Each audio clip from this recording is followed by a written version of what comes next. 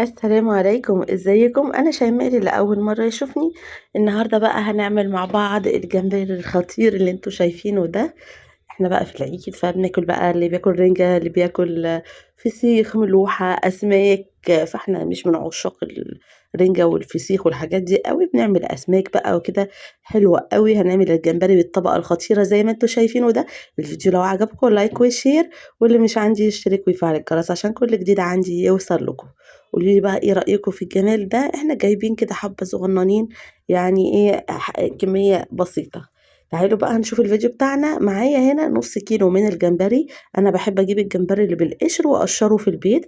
معايا ملح، كمون، شطة، فلفل، توم، ليمون. اول حاجة هنحط بقى سنة من الملح، الجمبري ما بيحبش الملح الكتير.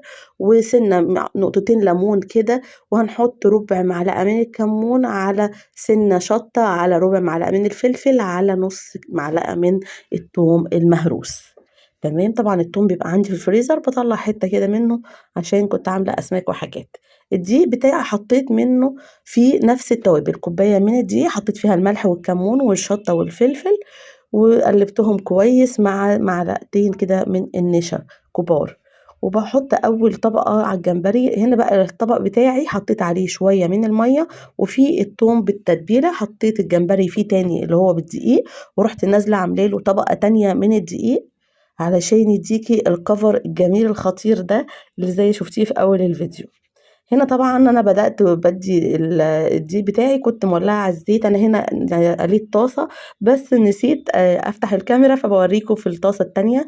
انا طبعا ما بحطش جمبري كتير في الطاسة، وبسيبه هو بياخد حوالي دقيقة، او دقيقة الا ربع كده. وبتقومي ببدأي بقى تقلبي فيه وتشيلي بقى من النار. الجمبري ما بياخدش سوى على النار كتير خالص، هو بيستوي في ثواني، ما فيهوش اي حاجة. اول ما بنلاقي الجمبري بتاعنا كده بيصفر، ببدأ اطلعه بقى في طبق على مناديل او في مصفى، ايا كان. انا متعوده دايما كل حاجه بطلعها في مصفى، بس هنا طلعت في طبق لان خلاص كنت حاطه الاكل يعني، واخر حاجه الجمبري.